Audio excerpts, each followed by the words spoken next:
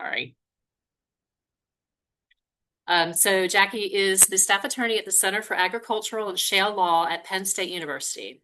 In this role, she provides legal research, analysis, and education on a wide array of issues impacting agricultural law and policy.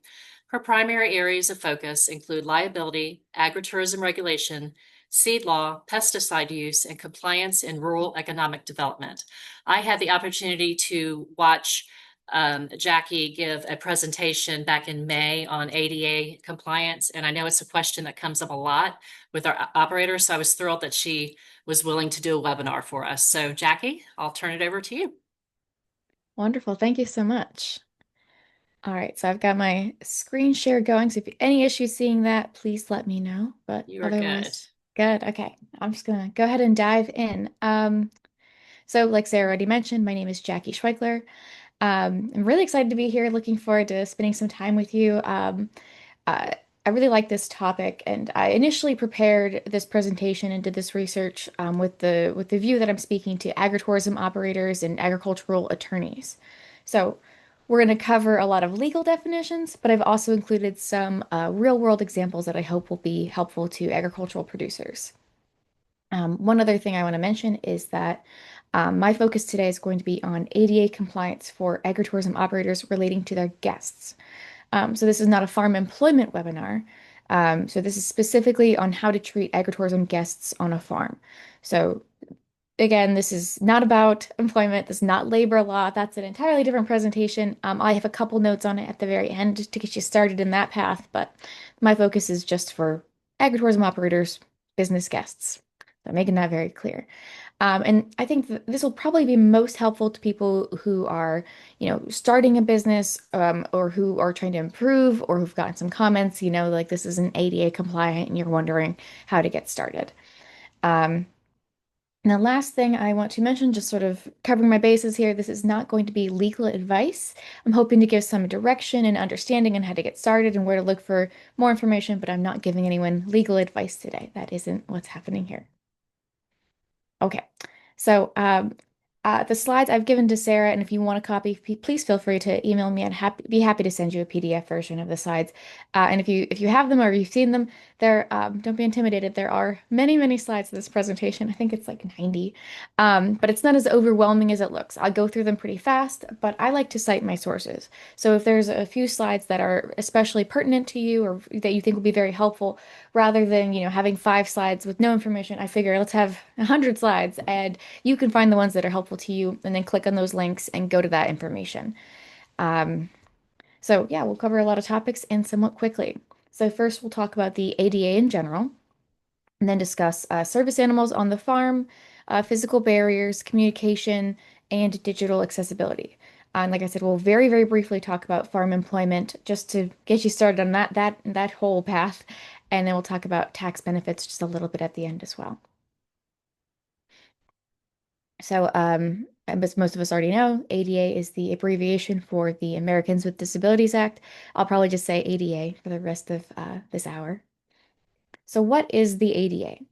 The ADA is a federal law that prohibits discrimination against people with disabilities. I have the full definition on the slide, but I've highlighted the important part here um, on the next slide, actually. Oh, I wonder if I think I'm using a different slideshow than I intended. Well, the part that should be highlighted is the part that applies to agritourism for businesses. So let's see. The ADA guarantees that people with disabilities have the same opportunities as everyone else to enjoy employment opportunities, purchase goods and services, and participate in state and local government programs. So the focus is on purchase goods and services. So if you are a business, you have to have the same opportunity to purchase goods and services. Very clear. So there are 5 different titles of the ADA. Title 1 applies to employers. It relates to equal employment opportunities for businesses, and those are businesses with 15 or more employees. Title 2 applies to the government, and Title 3 applies to public businesses. The focus of this presentation is just going to be in Title 3 regulations. So again, this is about on-farm guests, people that you are inviting to your property. When we're talking about agritourism, these are the types of businesses that I had in mind. You pick operations, petting zoos, farm stands, wineries, Christmas trees, all of that. I think most of us are familiar with that list. And this is not an exhaustive list. Um, Most of the ADA rules that we're going to cover today actually apply to pretty much any business, not just agritourism. So this is just a frame of reference for the examples that I'll be using today. And a lot of this, I do have small businesses in mind. So on this slide, I have a link to small business regulations.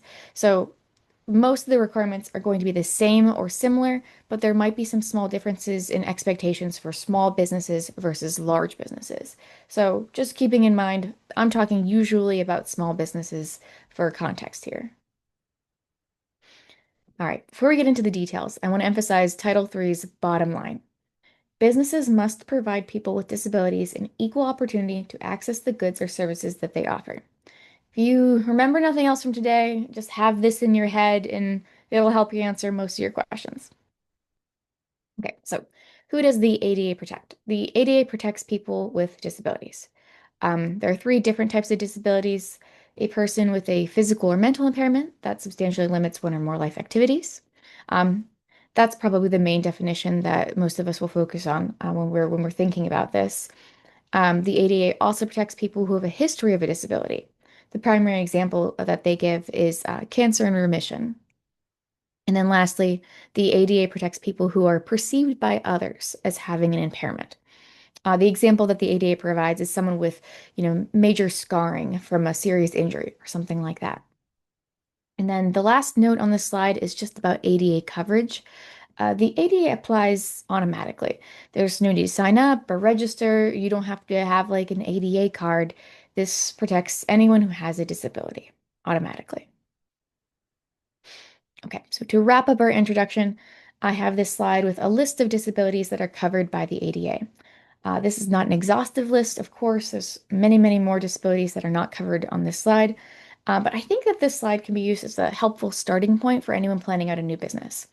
What I would do is I would look through this list and maybe the more extensive one on the ADA website and think about what sort of special accommodations each person on this list might need. Also, please note that many of these are not visible disabilities.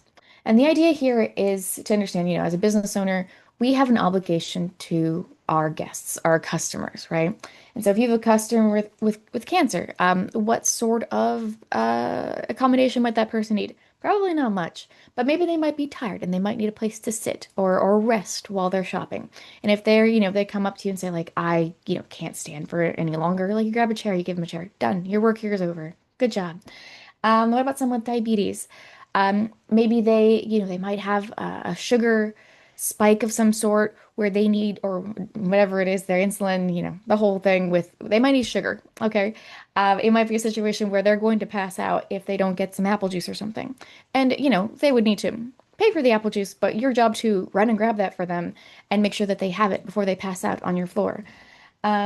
Someone who's deaf or doesn't have hearing, we'll talk about communication later, but you might need to, help them communicate with you or provide a little bit of, grace and flexibility and just be a little bit more patient with communicating with people like this. Um, there's a few on here, but we could spend all day on this slide, but we'll move on. Okay, so the big question that I get all the time, service animals. So that's where we are going to start and spend most of our time. So what is a service animal?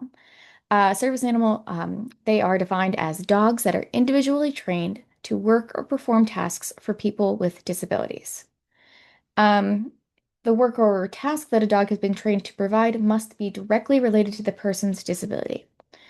And the last bullet point I have on here is that local breed restrictions do not apply to service animals. So if you have a local or municipal law that, doesn't allow people to own a certain type of dog, like pit bull mix or something like that, that doesn't apply here. A person with a service animal that is a pit bull or whatever it is, they are permitted to have that animal and are permitted to be in locations where service animals are allowed. So some examples of what tasks a service animal might do. Um, service animals are amazing. They can do all kinds of really cool things. So there are seizure alert dogs that can alert people who experience seizures, sometimes even before the seizure happens, which is amazing. There are diabetic alert dogs that can detect when a person's blood sugar level drops or spikes, either way. You have dogs that can help pull wheelchairs or can fetch things for the for the person, reminding a person with mental illness to take prescribed medications. They can calm a person with PTSD during an anxiety attack. A lot of different things. And sometimes it's dogs that you wouldn't expect. So a lot of times we picture kind of like we all know what a service dog looks like in our head, but it can be any breed. And some breeds are, smarter than others to some of us, but that is not necessarily the case. So any breed of dog. Okay. Another big question that we get is the difference between service animals and emotional support animals. It's very confusing. So, emotional support animals are not service animals. Emotional support animals are animals whose function is to provide comfort or emotional support. Service dogs are trained to do work or perform tasks for people with disabilities. There can be a little bit of overlap when you look at this definition, but there is a distinction, and we will focus on that.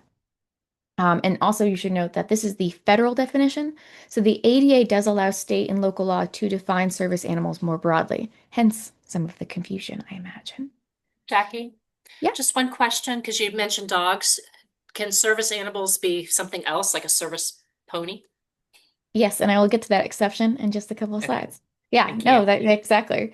Okay, so let's see. Just continuing with this for a second more. Um, so with service animals, businesses have to allow service animals to accompany people with disabilities in all areas of the facility where the public is allowed to go.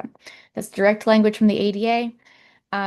Meanwhile, emotional support animals are not protected by the ADA. So you do not have to let them into your facility or your business if you're trying to, limit the amount of pets or dogs that people have with them. So the bottom line is if you operate an agritourism business, you have to allow service animals onto the property, but you do not need to allow pets. And then, since emotional support animals are pets, you usually don't need to allow emotional support animals, but you're going to want to double check with your local laws to be sure. So you might have some sort of exception written in. I don't believe that Florida has an exception. I can't remember. I did look that up, but you can allow other animals, right? So if you have an agritourism operation where, if someone brings a well-trained animal and you're comfortable with that, you can allow them. That's no problem. But you must allow them if it's a service animal. So one brainstorming question that I have on this slide is how do you handle service dog at a strawberry U-pick operation? So normally, a service dog on a farm isn't going to be an issue. You're outdoors, you're walking around, it's fine. They can kind of just do their dog thing, and it's no big deal. But this is a good brain teaser because you have, a dog at a strawberry patch where people are going to be picking strawberries. And even if you tell them, like, don't eat them off the vine, take them back and wash them, they're going to be eating them directly off the vine. Like, absolutely, they're going to do that. And so now you've got the potential of a service dog, even if an extremely well trained and just a really well trained, well behaved dog, it's going to be hard to tell that dog, like, oh, well, you should relieve yourself outside, but not outside here. Like, the dog is going to have a tough time understanding that. And so you can't tell the person that they can't bring their service animal to the strawberry patch, right? You can't do that. You have to allow them. So what do you do? This might require a little bit of creative thinking. I haven't come up with a perfect answer myself yet, and I don't own a strawberry patch, so the mechanics kind of escape me here. But there are solutions, right? You can have someone assigned to them, or maybe that person walks around with them and has like one of those little flags. And if the dog relieves itself, you put the little flag down in the area, and then you make sure that the area is decontaminated before other guests can pick the strawberries from that area. You have some sort of communication about that. Or maybe if the dog relieves itself, the people with the dog will wave you over and let you know. Or there's all kinds of different approaches that you could take to this, and it might be dependent on the person and their dog. But it's not a one thing that you have to do in this situation. But it's solvable. Oh dear. I've gone too fast. Sorry about that. Okay. So next. So when can you prohibit a service animal? So you can exclude a service animal if the dog's presence would fundamentally alter the nature of the goods, services, programs, or activities provided to the public. The example that the ADA provides is an operating room. Um, that is the only example they provide. So unless you are operating a surgical center at your pumpkin patch, this probably does not apply to you. You probably cannot prohibit, have a blanket prohibition of service animals. There are times where you can remove them, and I'll talk about that too. Okay. So what do we do when we have people on our farm or on our property with dog allergies or people on our property with cynophobia who are afraid of dogs? Not just kind of like, oh, I'm uncomfortable, but like a deep-seated internal fear of dogs. The answer to this is also not easy, but as a business owner, we have to figure out a way to accommodate both parties. And again, this is one of those situations where it actually might be a little bit easier for us as an agritourism operator than it would be for like a typical smaller storefront business. So a lot of agritourism operations that I've been to are pretty open. They're outdoors, you've got some acreage. It shouldn't be too hard or impossible to direct the person with the dog and the person who has the allergies or the cynophobia to avoid each other. We can try some unique solutions. We can either just talk to those two people and say, hey, that person has a dog. I just want you to be aware. I'll try to have you over here, start this way through the maze.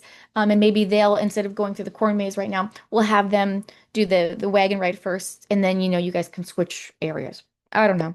Or maybe you have a person with a walkie-talkie, kind of keeping an eye on them and like maybe intervene and sort of like, oh, I'm sorry. Why don't you have you step over here for a little while? Um, there's a few different solutions that you can take. And I mean, talking to people and just getting, what they think is going to make sense is also helpful.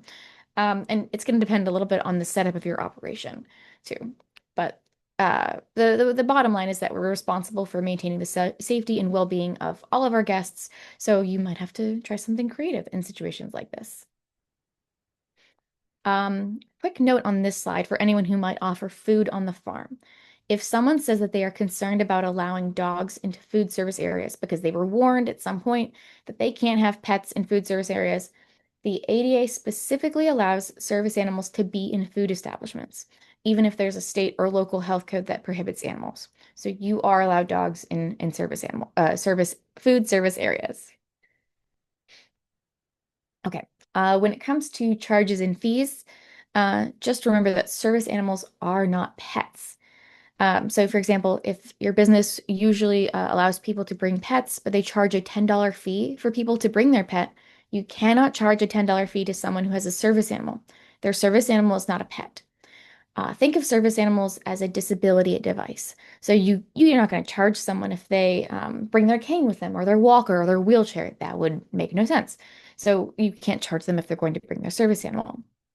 As far as damages go, if a business typically would charge for a customer who damages goods, then they can charge for damage caused by a service animal if that happens. But make sure that you have a store policy that is, clear and in place and obvious to people. So, if someone drops a jar of fruit at your on-farm market, does your business usually charge for that?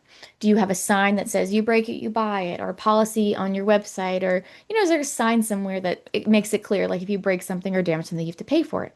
If you do, then yeah, if a service animal damages something in your market, you can ask them to compensate you for that damage. But if you don't advertise or enforce a policy that charges customers for accidental damage, then you cannot charge an owner for accidental damage from their service animal. So you can't be, charging service animals but not be charging other people. Okay, now to redirect the narrative a little bit, let's talk about the obligations of the people who use service animals. So it's not all one-sided. Service animals must be under the control of the handler at all times. The service animal should be on a leash or should be tethered in some way. If the service animal can't be leashed because it would interfere with the service animal's task performance, that might be in a situation where the dog needs to, like, fetch something for the person or is trained to collect items from the aisle or whatever, then it might not be able to be leashed. But in that case, the service animal must still be under control either by voice signal or by other control by the handler. Now, moving back to the business owner's obligations, I want to highlight some things that businesses may not ask their customers. Um, so you cannot ask about the person's disability, like, oh, what do you got? What's wrong with you? No, we are not asking that question. Your staff cannot require medical documentation. Can I see a doctor's note? No, we are not asking that. Staff cannot require a special identification card or training documentation for the dog. You cannot ask that the dog demonstrate its ability to perform the work or task. So it's like, oh, your dog can detect when you're about to have a seizure. Have it do that. No, that's not a thing you can ask them to do. Staff are also prohibited from asking for proof that the animal is certified, trained, or licensed. I have another slide about that. I don't remember where it is, but that's because there are no requirements for proof for the animal to be certified, trained, or licensed. And I mean, if you're when in doubt, we're not don't ask people personal questions. Don't interrogate your customers. Oh, here's the slide. This is extremely important. This is one of those slides where I hope if you don't remember anything else about service dogs today, this is one of like the two things I really want you to remember. Um, there are no specific training or certification requirements for service animals. This is a common misconception.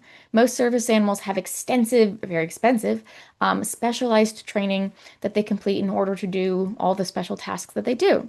But there are so many different training programs, and people with service animals are not required to do a specific training or, acquire some sort of certificate or, have them wear some sort of vest or have some sort of leash. All of that is a common misconception. A lot of service animals do have, the vest and the leash and all of that stuff, but they don't have to. Okay, so functionally, how do we address people who bring dogs to your agritourism operation? Oh, and for the sake of this example, and I'll say this a couple times, but I'm generally assuming that your business has a no pet policy. If you do allow pets, this isn't going to apply to you as much. But just in case you get into a situation where you aren't allowing pets for whatever your business is doing that day, this is what you do if someone does bring a pet. Oh, not a pet, but a service animal. So, step one, ask the question, is there an obvious disability? If the person with the dog is obviously disabled, then you have to assume that the animal is a service animal. Some examples that I have on here is a blind person with a seeing eye dog or an animal assisting a person in a wheelchair. So if the person is obviously disabled, you can't ask anything. No questions for you. Just hello. The only question you can ask is, is there anything that I can do to help you? Let me know if there's anything I can do to help you. Do you have any questions about the store? Are you looking for anything in particular today? Just general questions. Nothing about the dog, nothing about the disability. So if the disability is not obvious, so now what can you ask? You have two questions, just these two. You can ask them, is the dog a service animal required because of a disability? And two, what work or task has the dog been trained to perform? This is the other very important thing I want you to remember if you remember nothing else about service animals. And if your business doesn't have this in writing somewhere that your staff, have access to this, you should. Again, especially if you are a no pet, no animal policy operation, these two questions need to be written down somewhere so they can read them exactly. Is the dog or service animal required because of a disability? What work or task has the dog been trained to perform? Now, if the person answers yes to the first question, we probably don't even need to ask the second question because, okay, if it's required because of disability, then yeah, just let them in. But asking this second question might give us a little bit of context on how, we as a business owner might better understand what sort of accommodations the person might need, if any. For example, if the person says the dog is trained to alert its handler when their blood sugar drops. Then we go, okay, well, we can pick up some clues from that. We say, oh, well, in that case, we've got a case of sugared drinks over here. We've got some apple juice and some cranberry juice and grape juice. If you need it, immediately just grab one of our staff and we will run and get that for you. If there's anything else that we can do to help you, this is just an opportunity. You can think of this as an opportunity to let the customer know that you're available to assist them. Okay. Now, what happens if the person answers no? So, if the person answers no or nothing to the questions, then the dog is not a service animal within the definition of the ADA. So, if the animal is not a service animal, you may tell them that your operation has a no pet policy and ask them to leave. And again, this is only if you have a no pet policy. If you allow pets, ignore some of this. If the individual says that their animal is an emotional support animal, or ESA, staff may tell them that there is a no pet policy without exceptions for emotional support animals and ask them to leave. Um, Again, if you have a no pet policy, make it very, very clear. That should be posted conspicuously on the website. You don't want people showing up with an expectation, right? So post it on your website, make it on social media, put it on signs around the business. If you have a no pet policy and it's important to you, important to your business, make it very, very clear. And again, you have to allow people with service animals, but you do not have to allow people with emotional support animals. Okay. Oh, and I just threw this in because I don't know if I made this clear in the first slide, but if the individual confirms that the dog is a service animal, of course you have to permit them to enter. Um, just tidying that up there. Okay, here's my favorite quiz slide. If Sarah saw my presentation earlier, she already knows this, but here's the scenario. We see this person approach our business with this dog. What questions can we ask them? What are our two questions? No, no two questions. The answer is none. I'm not going to give you time to answer because we have a lot of slides. But the person in this picture is actually holding a mobility cane. This is a mobility cane. Mobility canes are for the blind. So in this situation, the person's disability is obvious. So service animals are not required to wear vests or anything like that. The key is whether the person's disability is obvious, not whether the dog is obvious. And I picked this picture specifically because this looks like a very normal dog. It doesn't have a vest. There's nothing particularly interesting about that. The leash, it's not like red, doesn't have any big words on it that I can read. So, I would see this dog and not think anything of it. I think, oh, that's not a service animal. But once you see the cane, now we no longer can ask any questions. Now, if this picture were different, if this person wasn't holding the mobility cane, then we can ask our two questions. Is the dog a service animal required because of a disability? What work or task has the dog been trained to perform? Okay, here's the big question. When can a service animal be removed from a business? There are two conditions under which the ADA allows a business to ask a service dog to be removed. So number one, the dog is out of control and the handler does not take effective action to control it. And two, the dog is not housebroken. So those are our two things. So that's when you can ask them to be removed. So what does it mean when an animal is out of control? I'm afraid there's no straight answer to that. It really just depends on the situation. There's a few factors, uncontrollable barking, growling, lunging, biting. Um, every situation is different. And if the service animal is provoked, then it won't be considered out of control. Now, we all know what an out of control dog looks like. So I want to talk about instead what examples of what is not out of control. A dog is not out of control if it barks once or twice. It's fine. It's a dog. It's going to do that. It's going to be okay. A dog is not out of control if it lunges towards the barn cat that runs past, assuming that the dog is immediately brought back to heel by the handler. So if, it kind of lunges and, it's provoked a little bit by the cat and it goes, but then you get it right back, not out of control, it's fine. A dog is not out of control if it growls briefly when a stranger reaches down to pet the dog against the wishes of the handler. We should not have to tell people that in this day and age, but do not pet service dogs. And people do not know that, and I've seen it before too many times. Um, the hard question with out of control is the question, what if the dog has an accident? Um, if the dog is, like a male dog and it decides to mark its territory repeatedly in the market store, yeah, that dog is not going to be considered housebroken. You may ask them to leave.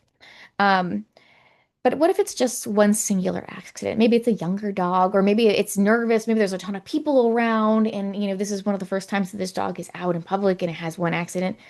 I don't know if I would consider that dog, out of control.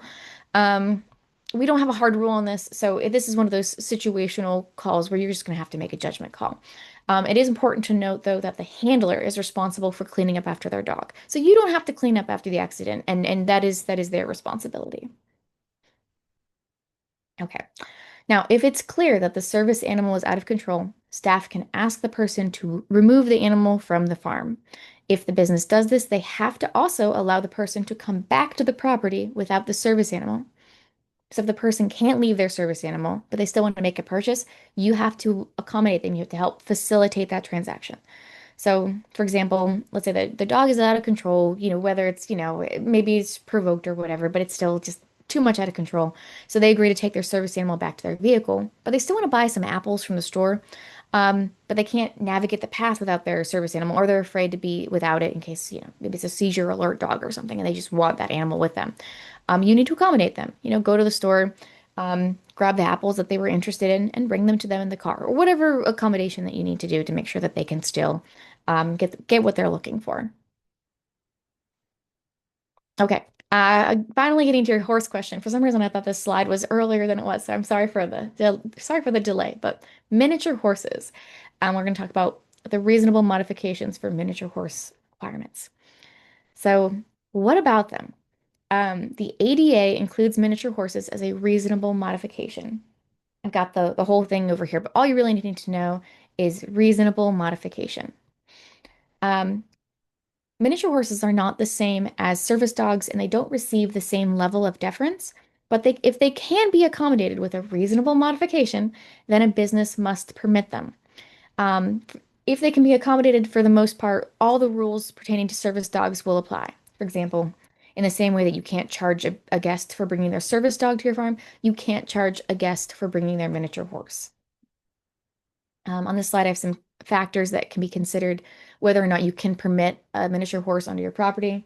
The type, size, and weight of the miniature horse, whether the handler has sufficient control, whether the miniature horse is housebroken, and whether the presence in a specific facility compromises legitimate safety requirements that are necessary for safe operation.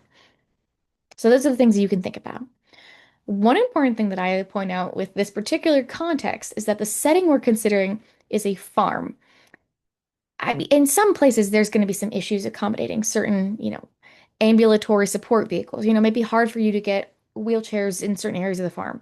But like farms, you're going to be able to accommodate a horse in most cases. It should be fine, for obvious reasons. And I do want to note that, according to the ADA, miniature horses generally range in height from 24 inches to 34 inches. They weigh between 70 and 100 pounds, so they are tiny. You shouldn't have too much of a trouble allowing them into your farm market or wherever around your property. So miniature horses, rare, but they are around. Okay, so structures and pathways, physical barriers. Let's get into it. So, your job as a business owner is to remove architectural barriers in existing facilities when it is readily achievable to do so. Readily achievable is defined as easily accomplishable without much difficulty or expense, which isn't very specific. It's extremely subjective. So this, is going to apply differently to different people. And there's going to be some accessibility features that are more easily employed by a farmer and other features that would be more difficult to establish based on your operation. So the picture that I like to paint here are two businesses that need to install a ramp into the store entrance.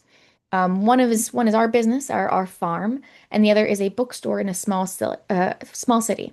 So if I need to build a ramp to our on-farm market store, I'm, probably got like 50 acres, maybe just 20, but still like 20 acres. I probably have a good amount of space around the building. I'm probably farther back from the road. I've got room to make a ramp, a nice low-angled rise. I've got room. In the city, they're not going to have room probably. They might just have like a couple of feet or not even that before they hit the sidewalk. So it's going to be difficult for them to functionally get a ramp in there. And then for actually constructing the ramp, if I'm on a farm, I'm going to do it myself. I've got a barn full of power tools, got some scrap pieces of wood from the fence that should work out great. Um, Now for the bookstore owner, do you think that they have power tools and construction materials laying around at the back of their bookstore? I mean, maybe, but probably not. I've worked at a bookstore. They did not have construction materials. This would have been a very difficult task for them to do. Um, but on the other hand, what if these businesses are exploring an app that provides more accessibility to deaf people? So there's a lot of cool stuff like that out there. The bookstore owner might have no problem making the app work. They just download it, put it on a tablet, done. But what if the app requires Wi-Fi and our farm is in the middle of nowhere? Um, Maybe we try something else instead for that. So in summary, you kind of have to play to your strengths when you're thinking about readily achievable barrier removal. There are some things you're not going to be able to do at all, and some things that you're going to be able to do with just a little bit of effort. So I have some examples on what this means. Providing an accessible route from a parking lot to the business's entrance, installing a ramp, widening a doorway, creating and making and installing accessible door hardware, moving some shelves around, moving furniture so that pathways are wide enough to accommodate, wider wheelchairs, things like that. Okay, I'm getting into some specifics now over the next few slides. So parking. The bottom line is that you have to have at least one accessible parking space. To be considered accessible, the parking space has to have an access aisle to allow a person using a wheelchair or other mobility device to be able to get in and out of their vehicle with some room. The chart on this slide shows the ratio of the number of required accessible parking spaces to the total number of parking spaces provided. As you can see, if you have somewhere between 1 and 25 parking spaces, you have to have at least one accessible parking space. If you have, 26 to 50, you have to have two accessible parking spaces, and so on. Um, there are more details on the ADA website. I have links all through this slideshow on where to look for that. So you can figure out exactly how wide and how to construct it. But you got to have at least one parking space. That's the bottom line here. Okay, now our favorite question, the one we get all the time. Bathrooms. If you have a business that is open to the public, you are required to offer an ADA accessible bathroom. If your bathroom was built before September 15th, 2010, you can comply with the older 1991 ADA standards. If it was built after September 15th, 2010, you have to use the 2010 standards. And if you alter your bathroom at all, if you're making any renovations, doing any updates, your alterations have to be compliant with the 2010 standards. And you'll notice on the slide, I don't list any, examples of being grandfathered in or anything like that. If you have a historic building, if for some reason you can't change your bathroom, that's a whole nother section here. For our purposes, I'm assuming that you aren't, part of the historical society, but you might be. If you are, you can always shoot me an email and I can send you a link to those details. So with bathrooms, one of the most popular questions is how many do I have to have? For a small business, and honestly, any business, you have to have at least one. Now, if you've got a huge facility with a ton of bathrooms, that number is probably going to be higher. If you only have one bathroom on site and it's a smaller operation, you just have the one bathroom, that's the bathroom that has to be ADA compliant. Now, if you have two bathrooms, um, it kind of depends on how you set them up. So if both of your bathrooms are unisex bathrooms, so anyone can use them, only one of those bathrooms needs to be ADA compliant. However, if you have one male bathroom and one female bathroom, both of them have to be ADA accessible so that, everyone can be accommodated. Now, if you have three unisex bathrooms, I think the math is you still only need to have one, but there's a calculation on it. I have the exact link to this section on the ADA website at the bottom of this slide. So click on that, look at that, have someone else do the math for you. And I've got a couple more slides on this too. Here we go. And at this point, you're probably asking, okay, well, how do I make my bathroom ADA accessible? The answer to that question is going to be in section 603 of the ADA. The actual dimensions of the bathroom, the whole build requirements, all of that. If you're friends with a builder or if you know someone who does construction, they probably have a handbook on section 603. This is all the details. And as you can see on the graphic on this slide, those requirements are going to include specific door clearance, maneuvering space, requirements for grab bars. It also includes specifications for toilet height, sink height, faucet controls, and mirror placement. And again, a direct link to section 603 is listed on both of the previous slides. So if you are building a new facility or altering your current bathroom facility, make sure that your builder is aware and familiar with section 603 in the 2010 ADA requirements. They probably are, honestly, most bathrooms built right now, probably compliant with this, but maybe double check, just say hey, this is something that you're following, right? You know what this is, right? If you're doing yourself, click on that link. You can go through it. There are some good graphics and examples on the ADA website too to help you out if you're doing renovations on your own.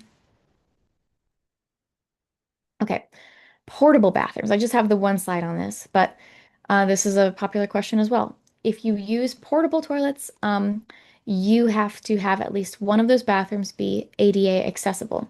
And you should also consider how your bathrooms and portable bathrooms are arranged.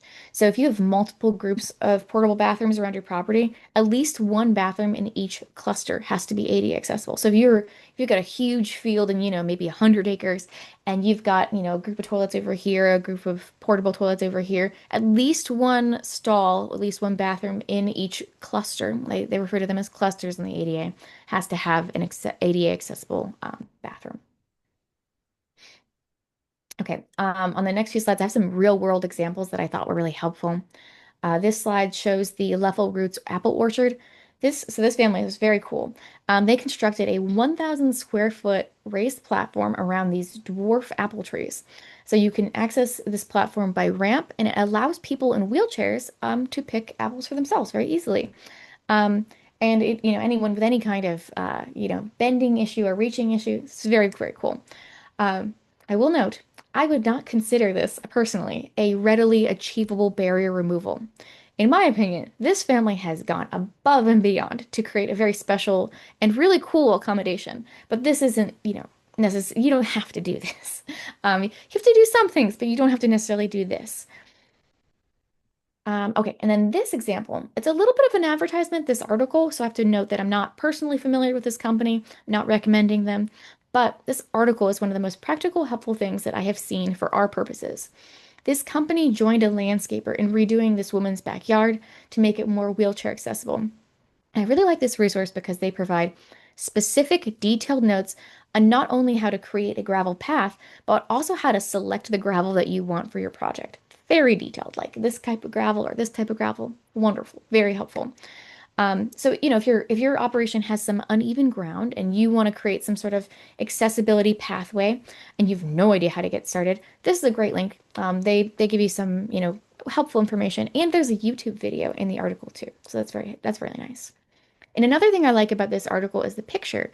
The photo shows this raised garden bed. It's perfect.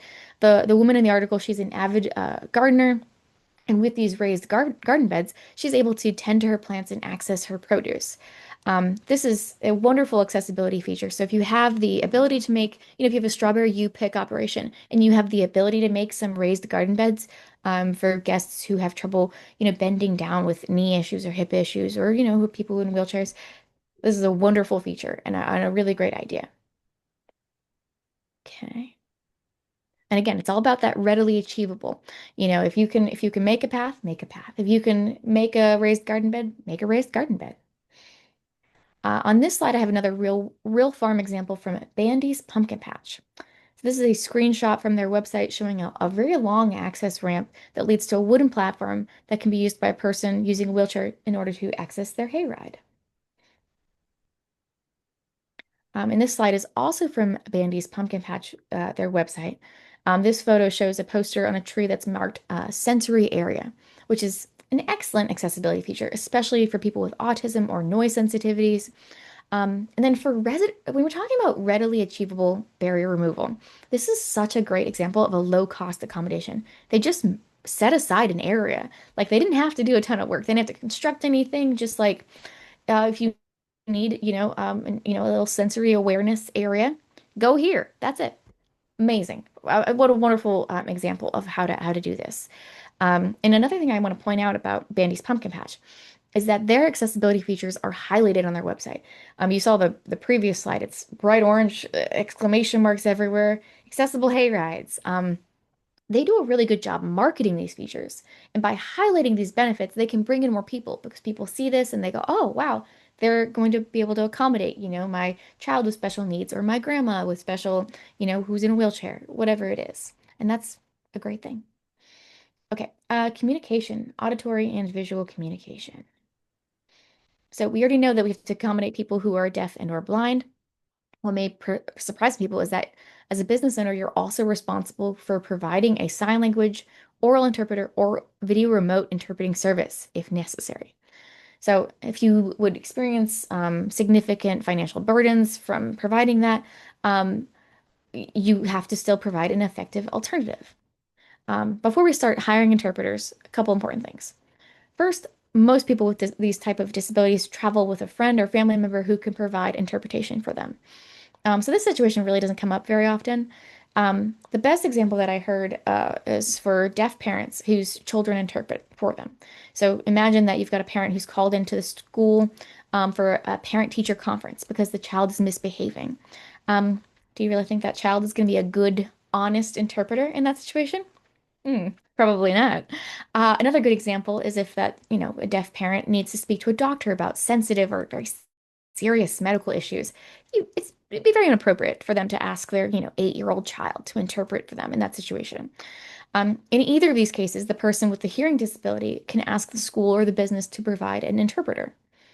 This seems like an unlikely scenario on the farm, but it's one of those things I just wanted to bring to your attention so that you're aware that it is your responsibility to do that. Um, So even without an interpreter, there's so much free technology available these days. And with most agritourism operations, it's really hard to imagine a scenario where you need to go out and hire someone. So if you think you might have, well, if you for guests who might be deaf, put things in writing. If you have workshops, get those instructions written down. If you have notebooks available, so you can write questions to them and they can write questions to you. Voice to text technology, spectacular for this kind of thing. If you have a tablet or a computer on farm, just hit the little record button. It is going to do voice to text, and there you go. If you're not sure what I mean by that, send me an email. I can send you some examples and how that works. And then same sort of idea for guests who are mute. Have notebooks and writing tech available so that they can write their questions down and communicate. Okay, so for low vision or no vision guests, make sure that all printouts are in li large, or I guess this is just for low vision guests, but your printouts should be in large, high contrast font. And make your signs really big, which is, just very good advice for signs in general. For guests who are blind, you should ask the guest if they would like a tour guide, maybe. You don't have to ask them, but if that's something that you can provide, you should do it. And if they're interested in that, you have someone walk around with them. The staff person can explain the signage, describe what they're seeing, and in that situation, more importantly, make sure that the blind person avoids tripping hazards. A lot farms can be dangerous places. You've got equipment laying around. Which you shouldn't have laying around if you have guests, but guests who are blind, you want to make sure you take a little bit of an extra step to really make sure that they are protected from anything like that. And again, clear pathways. I have that on the slide because it's very important. Okay. Uh, I know we're getting close to the end here, so I'm going to try to go through these digital slides pretty fast. Digital accessibility. We don't really need to talk about technology standards, but if you're interested in the legal stuff, I've got some slides on that and how this came to be. Um, the part that's important to us is that we've got some guidance on digital accessibility, but the long story short is digital accessibility is required by the ADA, and they use this thing called the WCAG as a guide. So that's where I'm getting all that information. So a lot of my information on this guidance isn't from the ADA website. It actually comes a little bit from this World Wide Web Consortium in a few different places, but that's what the ADA uses. And this is a picture of the web accessibility website. We don't really need to talk about this, but if you have someone who manages your website, they should be familiar with this. If you've got a tech guy or a tech girl who does that, that's what they're going to be looking at. So, for those of us who are not web developers, but if you've managed your own website or if you have some control of your website, these are the things you should be thinking about. And I'll talk about these on each of the next few slides. Just be aware of these principles when you're designing things. So first, color contrast. Make sure that your text is a significantly different color than your background. I don't want to see like a light green on a dark green or a medium green on a dark green. No, no one is going to be able to read that. Um, make it easy to read. Also, use text cues in addition to color directions. So not just, sometimes people will have like things that are required that you have to fill out in red. Some people can't see red. So just put required in that section on the form or whatever it is that they're trying to complete. And then we also have a thing here about text alternatives or alt text. If you've done any social media or anything with computers lately, you'll probably see alt text listed here or there. It's pretty commonplace now. An example I have, this is a real world example of how to use alt text on Instagram. So the first photo on the far left, it says more options. So after you go to post a new picture of your farm and say, look at my beautiful, amazing farm, you go down to more options. Then you have on that, you scroll down to the bottom and it says accessibility and write alt text. And then you can provide your alt text in the next description.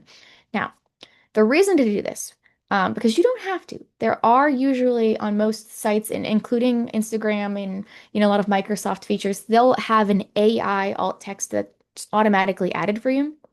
But that alt text isn't very good. So, like for example, here it just said like a dog. This isn't just a dog. This is a gorgeous golden retriever dog who's wearing a blue collar, sitting in front of a porch railing. There's a tree with pretty pink blossoms in the background. So for your picture, they might just say like a farm instead of like Now, this is a beautiful pumpkin farm. There's a field behind it full of pumpkins. There's a hayride. There's a corn maze. Make your picture make it helpful. And again, this is my dog, so she's not just a regular dog. AI doesn't know anything, and AI really does get this stuff wrong all the time. So check your alt text, make sure it's accurate. Okay, so if you do any forms online, fill out this form, you have to register for this thing, that sort of thing. Make sure your forms are clear, your instructions are clear. Make sure you're not doing that thing where you've uploaded a form that you've scanned 15 times and it's illegible. Retype it if you need to, make it clear. Text size and zoom capacity. If you're publishing something online, you have all the space in the world. It's the internet. Make it big. Make sure it's readable. And that they can use the browser to zoom in. There should never be any teeny tiny fonts. We don't need to do that. Video captions. Those are pretty easy to do these days. If you're posting a video using Zoom or posting it to YouTube, it's so easy to include this. On YouTube, there's just like a one-click button that allows YouTube to auto-generate captions. And they're not perfect, but they do a pretty good job. If you're providing your own captions through Zoom or otherwise, that's fine. There's a ton of free and easy caption options available really wherever you look. Another personalized example. This is a screenshot of a Zoom meeting hosted by my dog, again, Cora. The important bit here is the lower right-hand corner of the screen. There's a bubble with three little dots that says More. When you click on them, you see an option for captions. And if you click on that, you'll have enabled captions for your Zoom meeting. So in an agritourism context, this is helpful if you're using Zoom to do any kind of educational recordings for your farm. So if you're planning to do like a workshop or something and you want to record a version of it that you can post, enable captions. It's a great feature. Next couple of things. This might be more for your digital developer. Make sure your headings are big. Make sure that you have keyboard and mouse navigation. You should be able to hit tab on your website and go through everything. And then the last thing is reporting accessibility issues. So it's our responsibility, as business owners, to make it as easy as possible for customers to report accessibility issues.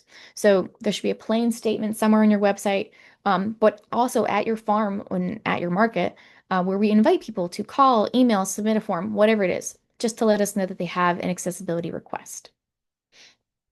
This is some tools on how you can check your accessibility. I've got these resources on the slide. These are just examples. I really haven't used these very much, but I want you to know that there's software out there that you can use to test your accessibility for your website.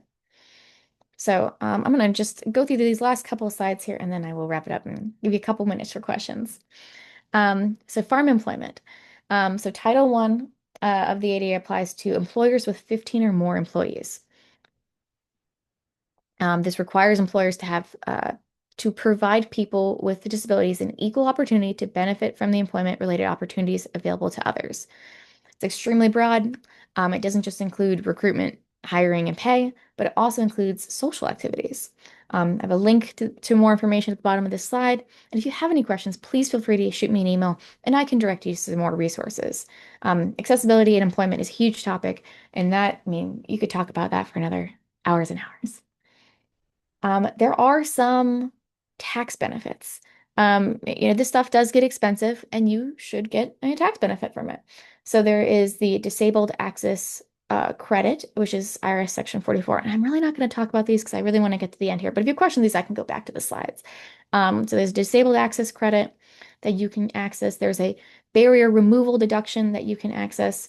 And the thing is, you can actually use these tax benefits together, which is really nice. So you can take both of them as long as you comply with both of those requirements. There's also a work opportunity tax credit, but that's about employers and employment, which maybe it isn't helpful for this context today, but I wanted to include it because I thought, for those of you who might need that. Dispute resolution. Some states have an agricultural mediation program, and they cover all kinds of things. So if there is ever an issue, check your state mediation program, see if they can help mediate the dispute instead of, you having to go to court and, try to fight something out in court because lawyers are expensive and, we want to avoid court, and especially with our customers at all cost. So I'm going to skip through these slides. You can look at that later. Final comments. I've got a checklist for ADA compliance on this. So if you want to just print out one thing from these slides, this is a good way to get started. Check your walkways. Make sure that they're wide enough for walkers and wheelchairs and smooth enough for those wheels. Make sure that your doorways are wide enough. Make sure your animals are, in enclosures, and are you prepared to accommodate service animals in addition to your own animals, whatever that situation is? Are your bathrooms updated? Is your website in good use? Have you tested that with one of those testing softwares that I showed? Do you have accommodations for people with hearing or visual limitations? Do you have an ADA parking space? Is your staff trained on this topic? And I didn't have bathrooms on here, but yeah, check your bathrooms too. Um, let's see. I've just got a couple things of information on, promotional opportunities. If you haven't heard of the Blue Trunk Foundation, this is one of those really cool organizations that it lets you list your ADA accessibility things about your property on their website, and they use that to promote to people with disabilities for you. So it's kind of a nice opportunity. And if you have any questions that I didn't answer, or very specific questions that you're not sure I can answer anyways, call the ADA. They have a hotline. How cool is this? And they're very it's very accessible. So you can just give them a call and say, "Hey, I was at this presentation. She didn't answer my question. Maybe you can help." And they're amazing. I highly recommend them. They're easy to reach. Their information's on this slide. I've got some of my resources here. If you have other agricultural law questions, I've got that listed on this slide. And last but not least, if you have any accessibility requests for any of these materials or anything about my presentation that I can help you with, please don't hesitate to reach out. You can email me at jks251@psu.edu. That's jks251@psu.edu, or you can call me directly at 814-865-4249. I'm usually more accessible by email, but if you call me and leave a message, I will try to get back to you as soon as I can. Okay, Sarah, Wow, I'm done. I'm Jackie. sorry. I know it's so much. No, that's fabulous. A lot of information that you Yeah. covered. I did have a couple questions. Circling back to bathrooms, if somebody has a bathroom already at their farm and it's not ADA, would it be a good for them to put an ADA portable restroom and sink right outside the bathroom? Oh, interesting. Yeah, if they can get one very close and just as accessible, and that, it would be right in the area, I think that is a good option. I want to double check that because I don't think you have to, as long as it's right there, it's not like, oh, you have to walk a mile that Right, way. right, right. Yeah, I think they could do that. Okay. Uh, excuse me. Okay. Sorry. Um, and then back to parking. So a lot of people don't have a parking lot. They use their field. Yeah. So how would you accommodate? Would you have it maybe close to the entrance of the farm? It is obviously, I guess, try to do the best to make it easy for someone to enter the farm without having a Yeah. parking spot. Yeah, so that I mean that's the thing. That's why I think we have so many questions with farms because it's not a typical business. You don't have a Right, parking lot. It's just here's my field. right. Um, I would go on this is one of those things, go on the ADA website, read about it a little bit more. It gives, some direction, I think that would help answer that question. But my initial instinct is, if you've got a field, depending on your layout and your setup, what you could do is you could paint lines and reserve like an area of your lawn of that parking grassy area that's a little bit closer. That's a little bit more accommodating. Maybe, especially if I'm in Pennsylvania up here, so we've got hills and it's all very bumpy everywhere. So maybe I have a section that's close and nice and smooth. That's going to be my ADA accessible. And I make those lines really wide and, you have this symbol and make them identified. Because you do need to have signage for your handicap accessible or And I ADA do know accessible parking. some we have one of in fact our founding president of the association, she um, did a market and she actually had her husband and teenagers, including my son, kind of direct people. So if they saw a handicapped person, they directed them all the way to the front. So Yeah. they just kind of they didn't have signs, but that was just reserved for people who needed it. Yeah. No, that's perfect. That's a great way to resolve that and just make sure that they're getting to those spots. Yeah, and it's Right. so hard to, I think that the tough part's going to be the calculation of how many spots you have. Because that chart looks so great and it's so helpful. And it's like, oh, if you have 50 spots, but how many spots? We have big field. We don't have spots. So that's gonna be tough. And I don't really know how to answer that question Right. for you. Right. And then I think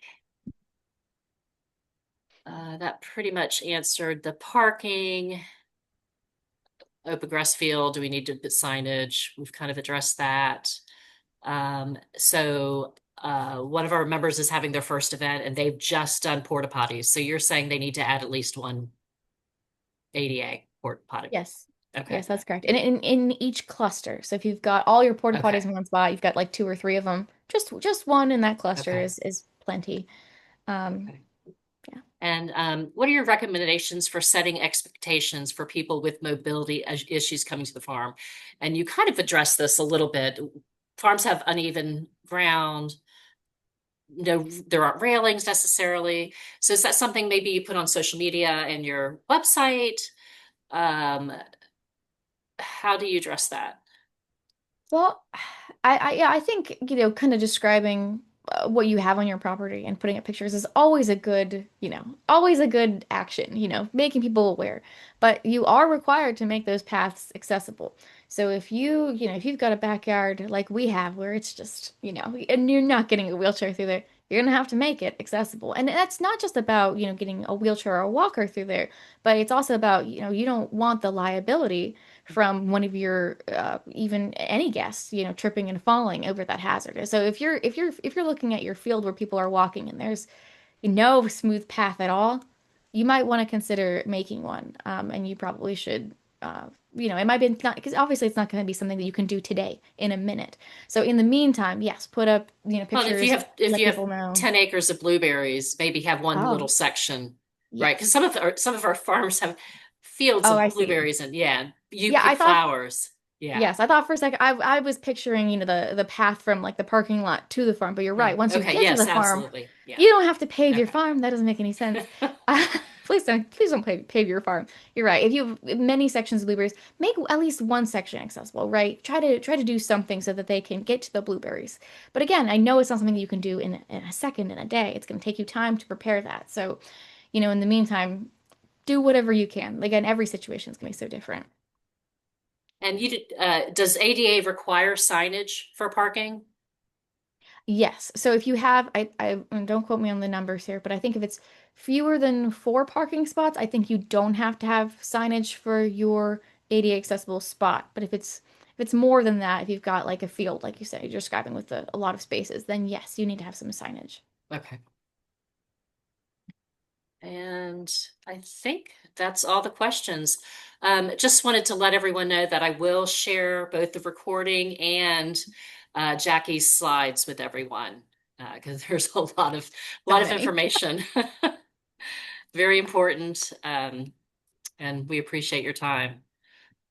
So if I don't see any more questions, if you have any, Jackie's email and her phone number will be available to you. And we thank you so much for your time today. Thank you. Thanks for All having right. me. All right. Thank you. Bye, everyone.